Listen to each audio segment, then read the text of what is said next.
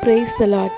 இன்றைய நாளில் ஆண்டவர் சொல்ல விரும்பும் வார்த்தை, வீடு கட்டுகிறவர்கள் ஆகாதென்று தள்ளின கல்லே மூளைக்கு தலைக்கல்லாயிற்று, அது கர்த்தராலே ஆயிற்று.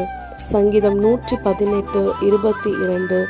அன்பானவர்களே, நம் நிமித்தம் நன்மைகளை பெற்றுக்கொண்ட நம் உறவுகளானாலும் சரி, நம் நண்பர்களானாலும் சரி, உடன் பிறந்தவர்களானாலும் சரி, இன்றைக்கு நம்மால் அவர்கள் பெற்றுக்கொண்ட நன்மைகளையும் மேன்மைகளையும் மறந்து நமக்கு விரோதமாய் அவர்கள் கூட்டம் கூடி அநேக காரியங்களை செய்கிறார்களே என்று மனவேதனைப்படுகிறீர்களா?